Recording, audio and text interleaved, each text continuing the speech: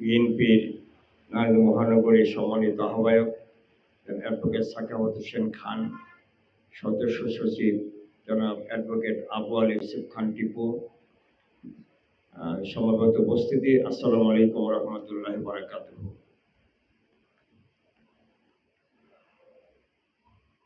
দেখতে দেখতেই একটা বছর জুলাই প্রায় পার হয়ে গেল। এত তাড়াতাড়ি একটা বছর কেমনে চলে গেল এটা চিন্তা করা কঠিন। এর মধ্যে যদি আমরা জুলাইয়ের কথা অনেক বলছি, জুলাইকে একটু মনে রাখার দরকার, জুলাইকে মনে রাখতে হবে।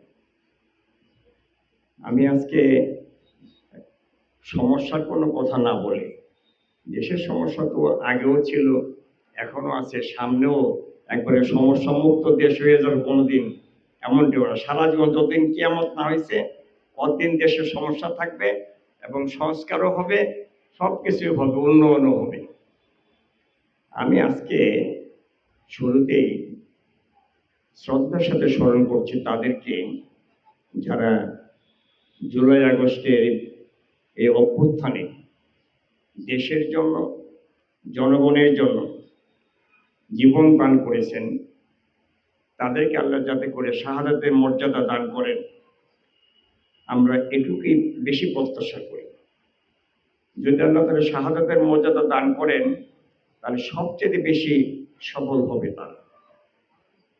আর যারা এখন আহত হয়ে আছেন, আমাদের নারায়ণগঞ্জের মাহবুব সহ যারা যারা আহত হয়ে আছেন, তাদের আল্লাহ তাআলা দ্রুত শেফায়ে আজেলা কামেলা দান করেন, পরিপূর্ণ সুস্থতা দান করে আল্লাহ তাআলাকে সেই তৌফিক কামনা করছি।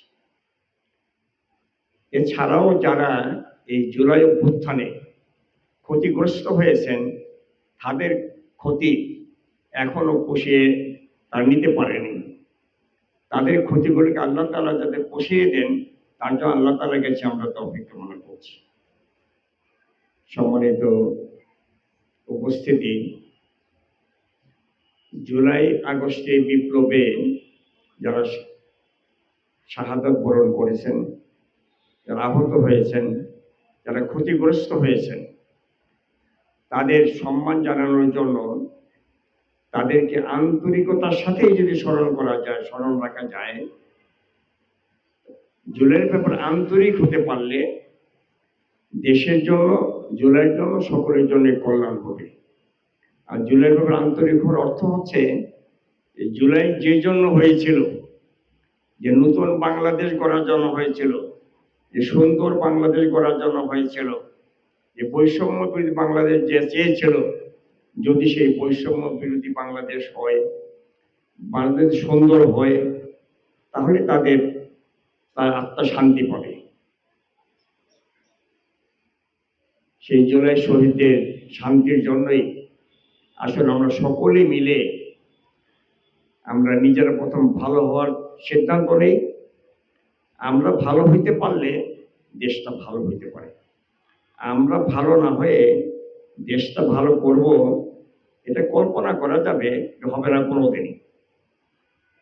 আমি সকলের কাছে প্রত্যাশা করবো, আশা করব, আবেদন জানাবো, দাবি জানাবো, আসেন আমরা সকলে এই জুলাইয়ের প্রত্যাশার আলোকে নিজেরা ভালো হওয়ার চেষ্টা করি এবং দেশটাকে ভালো করার চেষ্টা করি। আল্লাহ তাআলা আমাদের সবাইকে একটা নতুন দেশ গড়া, সুন্দর দেশ গড়া এবং বসবাসযোগ্য করার মতো একটা দেশ গড়ার তৌফিক দান করুন। ওয়া মা তাওফীক ইল্লা বিল্লাহ। আসসালামু আলাইকুম ওয়া রাহমাতুল্লাহ।